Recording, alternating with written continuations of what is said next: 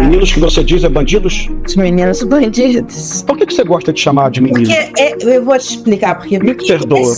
Porque esse vídeo... Desculpa, me perdoa, tá? Não, eu nunca vi jornalistas no mundo chamando bandidos de meninos. Será que é alguma coisa forte do teu coração?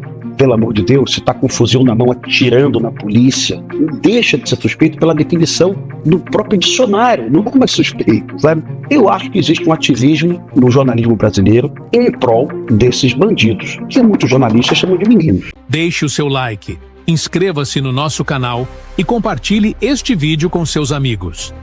Cada gesto faz a diferença e nos ajuda a continuar trazendo informações importantes para você.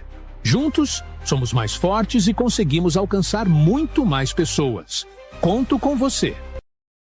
Rodrigo, você tocou num ponto importantíssimo quando você fala essa questão dos bandidos, tá? Como é que a gente, quer dizer, a gente viu cenas de muitas pessoas e muitos jovens mortos, tá? Como é que eu sei se todos são bandidos ou não? Quem é bandido nessa história? Como é que se diferencia quem é bandido e quem é inocente?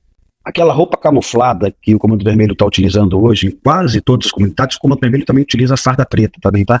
Aquilo não é fantasia de carnaval nem de bate-bola, tá? Você tá com aquela roupa ali, é 100% bandido, pode ter certeza disso. As famílias estavam retirando com tesouras aquele fardamento. Em operações policiais no Rio de Janeiro nos últimos anos, certamente morreram muitos inocentes vítimas de balas perdidas, ou então até mesmo da maldade da violência policial. Isso aí é incontestável, né? Eu fiz um filme falando sobre isso, Tropa de Elite. Eu reconheço todas as coisas ruins que possam ocorrer a partir de uma operação policial, e tenho certeza que a operação policial é algo muito traumático para o morador.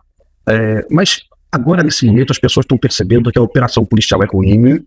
O morador odeia um helicóptero voando em cima da sua laje, 7 da manhã, mas o morador tem algo que ele odeia mais, que é ser submetido à humilhação de uma barricada, a ter que escutar uma música de baile funk no domingo até 5 da manhã, o único dia que ele tem para descansar. Existe uma percepção de quem mora na Zona Sul, de pessoas que não conhecem a realidade da favela, de que o morador gosta muito disso, né? Não é verdade. O governador Cláudio, eleito no primeiro turno, ele foi o mais bem votado para governador no Complexo do Alemão. Ninguém fala sobre isso. Então, realmente a gente tem que convencer jornalistas, colegas, políticos, promotores, influencers, né? O cidadão comum tem que explicar para as pessoas o que acontece naquele território ocupado. O Comando Vermelho não vive mais de maconha e cocaína, todo mundo sabe disso. Os números, o delegado Vitor falou contigo aí no My News, né? Os números hoje de maconha e cocaína é 15%. O Comando Vermelho sobrevive de colocar R$50 a mais no teu botijão de gás e oferecer uma internet muito ruim e muito mais cara que a da Claro, da Vivo e da TIM. O Comando Vermelho coloca um aplicativo dele para você não usar o Uber. O Comando Vermelho vende cigarro paraguaio, vende vape, vende carvão. O que o Comando Vermelho quer é explorar o território. Você viu há 3 semanas um jovem em Fortaleza vendendo churrasquinho, um empreendedor de periferia, né? O Brasil precisa disso. Esse jovem não quis pagar R$1.000 para o Comando Vermelho, foi assassinado. Isso deu em todos os jornais, tem uma investigação policial a respeito disso hoje. Realmente, o Comando Vermelho cobra até do borracheiro.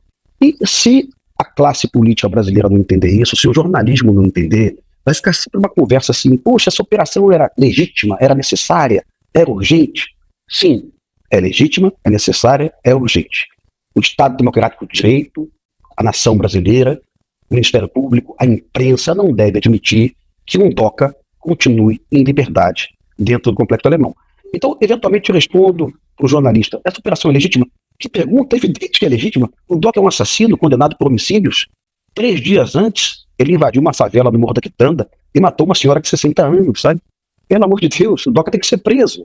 O que a gente pode conversar é que tipo de efeito colateral, que tipo de... a gente pode provocar, porque o morador é a principal vítima. Para prender o DOCA, alguém pode morrer? Eu acho que não. Eu acho que eu não troco a vida de um morador da favela pela prisão do DOCA. Eu acho que qualquer pessoa razoável não trocaria, né? Mas que o DOCA não pode continuar lá, naquele bunker, cercado por 1.000 bandidos com fuzis, que a sociedade não pode tolerar isso, eu acho isso indiscutível, sabe? E todo mundo deveria estar apoiando essa operação. gostando ou não do Cláudio Castro, as pessoas deveriam entender que o governador teve a coragem de colocar 2.500 policiais desse aparato para tentar reverter essa situação. E por que essa discussão é política? Eu lembro que em 2008, a mesma polícia do Rio de Janeiro matou 25 bandidos no Alemão. E o presidente Lula, naquela época, o governador era o Cabral, o presidente Lula disse o seguinte: o tráfico de drogas não se combate com pétalas de rosa. E ninguém falou nada sobre o assunto, não teve nenhuma repercussão, nenhuma. Ninguém reclamou, ninguém falou que foi chacina. Por que é tão diferente hoje no governo do Cláudio Castro? Ontem eu vi uma Benedita da Silva, numa entrevista, indignada, falando que na gestão dela a polícia trabalhava com inteligência e planejamento. A Benedita foi governadora em 2002. Todo mundo lembra disso. E a Benedita disse que era inadmissível a polícia entrar numa favela e matar essas pessoas, né? Matar, repito, não é uma opção, é uma circunstância. Aí eu peguei os dados do governo Benedita e, pasmem, estão lá na página do ISP, Instituto de Segurança Pública. O governo Benedita foi o governo que mais matou na série histórica. Da gestão da Benedita foram 1.195 bandidos mortos no Rio de Janeiro pela polícia. Na gestão do Cláudio Castro, em 2024, foram 600 mortos. Então, a Benedita teve uma política de segurança pública muito mais sanguinária que a do Cláudio Castro. E eu não vi nenhum colega meu, jornalista, porque eu me considero jornalista também, eu trabalhei em jornalismo por 6 anos, né? Não vi nenhum colega indignado com a Benedita, e também você nunca viu. Então, essa discussão deixou de ser técnica, verdadeira, embasada em números, para se tornar uma discussão política. Então, temos que trazer colegas para o entendimento da questão do Rio de Janeiro hoje. A gente não tem mais bandido e polícia do Rio de Janeiro. Isso já acabou há 30 anos. Nós temos um conflito armado não internacional, que a gente chama de conflito de baixa intensidade. São forças irregulares de 400, 300 homens que dominam o território por mais de 20 anos, que afrontam o Estado Democrático de Direito. O nome disso, no mundo todo, é guerra civil. Isso no mundo todo é tratado como guerra, com leis de guerra. No Rio de Janeiro, o jornalista me pergunta se todo mundo que morreu nesse combate com a polícia tinha atirado. É evidente que não. É impossível você ter o controle. Se tá aqueles 120 bandidos na mata correndo de fuzil, se cada um atirou, não tem como ter esse controle. Nem a perícia vai constatar isso. Tem que fazer exame de residográfico de pólvora na mão. Ninguém vai saber. O que nós tivemos na mata foi uma operação de guerra, um combate. 400 bandidos contra 200 policiais. Logicamente, os policiais estavam em situação de abrigo, estavam mais bem posicionados. Não era uma posição de tocaia, não, tá? A gente chama de martelo e bigorna. Não era uma posição de emboscada. Era verdadeiramente uma tentativa de prender os bandidos, quase sempre impossível. E eu vou te dizer por que é impossível. Há 5 meses na Rocinha, a Polícia Militar cercou 400 bandidos na mata, bandidos com fuzis do Ceará, e o comandante do BOP fez a opção de não enfrentar, porque ele percebeu que seria impossível confrontar 400 bandidos. Diante disso, você começa a entender qual é o pensamento do BOP, da Polícia Militar, do delegado Felipe Cury. Né? A polícia entrou no Alemão para tentar prender pessoas, e prendeu mais de 90 bandidos. Tá? E alguns enfrentaram a polícia e morreram. Eu entendo que é simples assim, mas muita gente acha que tem uma extrema complexidade nisso aí. É uma guerra, e a gente tem que encarar a verdade. O que está sendo divulgado e que me chamou muita atenção foram alguns meninos se entregando, tá? Meninos que você diz bandidos? Os meninos bandidos. Por que você gosta de chamar de menino? Porque eu vou te explicar. Porque me perdoa. Porque esse vídeo... Desculpa, me perdoa, tá? Não, eu nunca vi jornalistas no mundo chamando bandidos de meninos. Será que é alguma coisa forte do teu coração? Eu não sei. Porque me chocou muito esse vídeo. Por que eu falo meninos? Porque eram muito jovens. Muito jovens. E eu vou te falar... Você pode chamar os policiais de meninos também depois? Porque muitos policiais ali tinham 20 anos, 21. Tá? Eu entrei na polícia com 18. Meu primeiro combate foi com 20.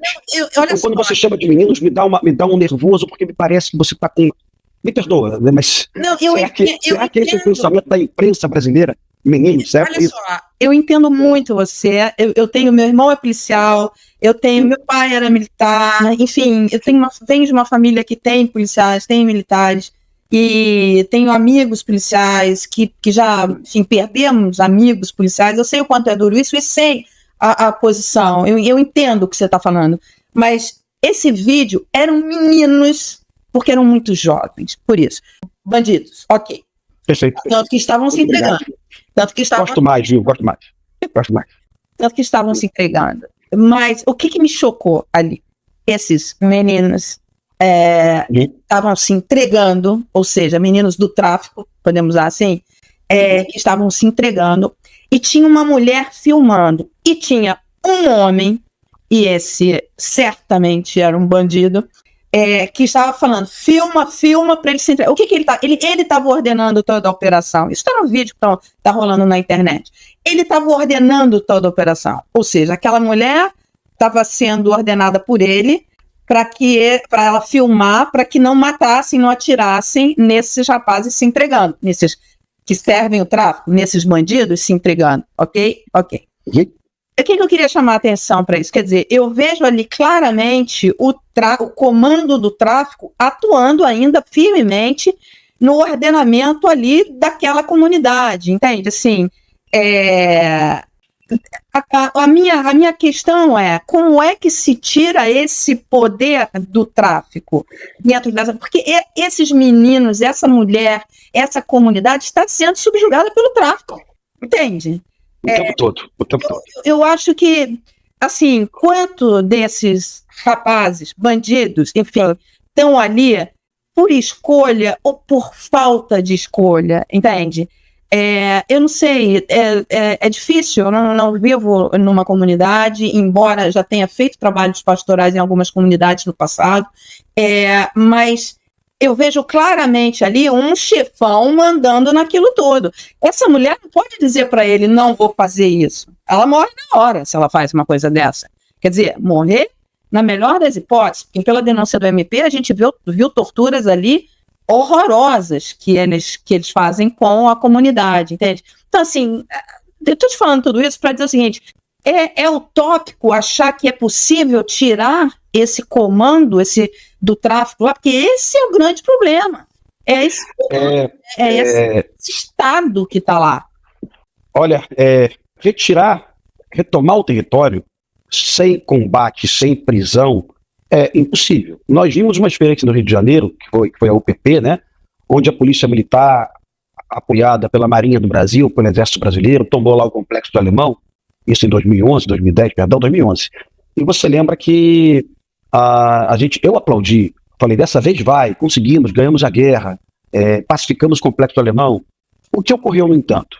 O Exército Brasileiro ocupou o Complexo do Alemão por 19 meses, e nesse período nós tivemos 0 mortes, ou seja, foi muito bom no que se refere à preservação das vidas humanas, que é a coisa mais importante. No entanto, o Exército Brasileiro não teve autorização para realizar busca e apreensão. Então os fuzis ficaram lá. Quando o Exército Brasileiro saiu, os bandidos voltaram, recuperaram seus fuzis, estavam escondidos em capofas, em casas, né? E começou o confronto novamente, e dezenas de policiais foram mortos. Policiais novinhos, meninos de 18, 19 e 20 anos, assassinados em contêineres, né? E a gente percebeu que não existe possibilidade de ocupar um território sem retirar todas as armas, sem prender todas as lideranças, ou então, de acordo com a circunstância, matar algumas lideranças. Se você não fizer isso, a ocupação não vai funcionar, porque o bandido vai continuar lá no terreno, escondido, ameaçando o morador, ameaçando o policial, atirando contra os policiais, né? Isso tudo a gente já viu no Rio de Janeiro. Então, eu gostaria, no mundo ideal, eu não sou presidente, também não quero ser presidente, tampouco desejo ser ministro da Justiça, tampouco governador. Mas no mundo ideal, há aproveitamento de êxito. Fomos lá, prendemos 85 bandidos, retiramos 120 fuzis, quase ganhamos a guerra. Agora vamos ocupar o terreno, vamos colocar lá esporte, lazer, cultura, escola de 8 da manhã até 5 da tarde. Aí, quem sabe, a gente vai vencer a guerra. Mas aí, há 5 anos, há 6 anos, você falou da garotada que tem um apreço pelo tráfico e não pela milícia. Depois você coloca no vídeo aqui de suporte, quando estiver no ar, as imagens da festa junina, que o Peixão, festa junina não, do Dia das Crianças do Peixão, no Complexo de Israel, favela da Cidade Alta. Aliás, não é uma favela, tá? É um conjunto habitacional, não é favelizado. O Peixão ofertou brinquedos que pouquíssimos pais no Brasil teriam condição de ofertar aos seus filhos, né? Brinquedos de luxo, bonecas lindas, carrinho elétrico, PlayStation, bolas lindas, sabe? Um Dia das Crianças daquele de menino de Zona Sul, tá? Logicamente, o Peixão fez isso com produtos roubados, com comerciantes extorquidos, né? Não usou o dinheiro dele, logicamente. Mas para aqueles garotos do Complexo de Israel, Acari, Lucas e Vigário, o Peixão passou a ser a grande referência. O nome disso é Estado híbrido. O Estado brasileiro não está lá, não consegue oferecer muita coisa para os moradores. O Peixão vai lá e oferece um pacote de coisas, mas também não substitui o Estado. O Peixão, você lembra, ele fez uma ponte lá na favela, né, que a prefeitura não fez. O Peixão foi lá e construiu a ponte, com 2 intuitos: facilitar a fuga da facção e também ajudar o morador, que precisava se deslocar para o ponto de ônibus, tinha que fazer um retorno, né? Esse é o drama do domínio territorial. Tem muita gente lá que gosta do Peixão. Tem muita gente lá que diz, olha, na época do Comando Vermelho era muito pior. O Peixão é o terceiro comando, viu? O Peixão é o tal do traficante evangélico. Mas terceiro comando, milícia ou Comando Vermelho, tudo é ditadura das armas, né? Nós temos que combater tudo isso. É uma questão de soberania nacional, temos que resgatar esse território. As pessoas que condenam a operação do governador Cláudio Castro de alta letalidade no Alemão, essas pessoas não querem uma solução. Porque não tem como retirar esses bandidos lá, naquela antiga forma da lei, renda-se, coloca o fuzil no chão. Não tem. Eles reagem. Eles começam a atirar nos policiais antes dos policiais começarem a atirar neles, tá? Lembra da Operação Jacarezinho. Um herói da Polícia Civil morreu, 27 bandidos morreram. Naquela ocasião, uma jornalista que eu muito admiro chamou os bandidos também de meninos, e aquilo me deixou muito revoltado e indignado, porque eu assisto o jornalismo internacional mundial. Nunca vi na CNN americana, na Fox, na CBS, em emissoras francesas, nenhum jornalista chamar bandido de menino. E quando você falou isso, disparou um gatilho e eu te peço perdão, viu?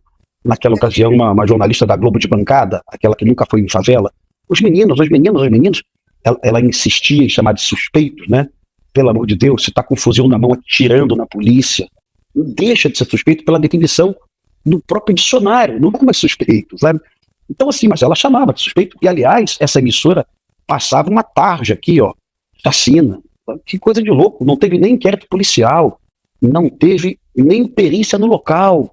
Como é que essa emissora já determina que a chacina já está imputando um crime antes mesmo do inquérito, sabe? Eu acho que existe um ativismo no jornalismo brasileiro em prol desses bandidos, que muitos jornalistas chamam de meninos, né? Esse ativismo provocado por um presidente da República, que, sem ironia, viu? Ele diz que a culpa disso são dos maconheiros, né? Pensa que esse presidente da República reproduz o Capitão Nascimento de 2007, né? O Capitão Nascimento de 2007, ele pega um menino assim pelo cabelo e fala assim, ó, quem é o culpado dessa porra aqui? O culpado é você matou esses caras, né? O Capitão Nascimento, no momento em que o tráfico realmente sobrevivia da maconha e da cocaína, ele pensava igual o presidente Lula. Mas o crime do Brasil evoluiu. As facções não vivem de maconha e cocaína, isso representa 15%. Eu descobri isso no teu canal, através do delegado Vitor, né? Ele falou com exclusividade para vocês, foi a primeira vez que ele falou sobre esse assunto. Mas depois eu li no Fórum Brasileiro de Segurança Pública, o número é esse mesmo. As facções hoje não sobrevivem de maconha e cocaína. Mas o presidente Lula, incrivelmente, não sabe disso. E se ele não sabe disso, todas as políticas emanadas pelo governo dele são equivocadas. Como é que a gente sabe, nesse aspecto, se foi bem sucedido ou não? Quantos desses mandatos foram cumpridos? Até o momento eu não tenho esse dado. Eu pedi para os colegas da polícia, mas nesse momento é tanta burocracia cartorial de registros, né? Mas eu pedi essa informação e eu pedi também uma outra informação que muito me preocupa, a origem dos fuzis. Tá? Eu vi uma imagem com a foto dos fuzis, eu presenciei muitos fuzis AK-47, que são fuzis do leste europeu, né? Quase sempre provenientes da Rússia, Tchecoslováquia, da Bulgária, né? E vi alguns fuzis Colt. Por que eu estou te falando isso? Porque há pouquíssimo tempo, o ministro Dino, e eu não tenho nenhuma mágoa dele não, eu acho que ele é um cara muito inteligente, por sinal, ele disse que os fuzis utilizados pelas facções do Brasil pertenciam aos CACs. Naquela foto que apresentada pela polícia, não tinha fuzil P4, que é o fuzil Taurus, que normalmente é o fuzil dos CACs, né? Então, de novo, se o ministro da Justiça acha que as armas das facções são dos CACs e as armas não são, sinal que eles desconhecem todas as dinâmicas do crime no Brasil. Perfeito? Então, eu estou aguardando a informação desses fuzis, dos colegas da polícia, e estou aguardando também a informação das munições, tá? Porque essas munições eventualmente apreendidas, eventualmente elas são desviadas de paióis, né? Isso tudo vai estar num grande inquérito policial, essas informações podem ser relevantes para que a gente possa enfrentar a realidade do Brasil. Mas surpreendente é o desconhecimento do governo federal sobre tudo isso. Você nunca viu o ministro Lewandowski falando sobre barricadas nas favelas. Ele nunca falou. Você nunca viu o presidente Lula ou o ministro Ricardo Lewandowski falando sobre um fenômeno brasileiro novo, que a gente chama-se êxodo urbano de guerra, que é o deslocamento de guerra. São refugiados de guerra no estado do Ceará, expulsos de suas casas, de condomínios do Minha Casa Minha Vida, de periferias, né, pelo Comando Vermelho. Né? Isso é uma tragédia humanitária sem precedente, isso é uma vergonha para o Brasil. Jornalistas no Brasil não tocam nesse assunto. Jornalistas preferem a imagem da operação policial no Complexo Alemão. Isso, segundo eles, é mais importante, mais relevante. E talvez seja mesmo, mas eu creio que ambos sejam relevantes. E aí a gente fica debatendo sobre mentiras. Ontem você viu, e eu fiquei revoltado demais, você viu uma pessoa que eu também admiro, tá? Porque eu admiro muita gente da esquerda, viu? Eu já estive quase lá. Ontem você viu a Benedita da Silva, ex-governadora do Rio de Janeiro, emocionada, esbravejando sobre a falta de inteligência e planejamento das polícias.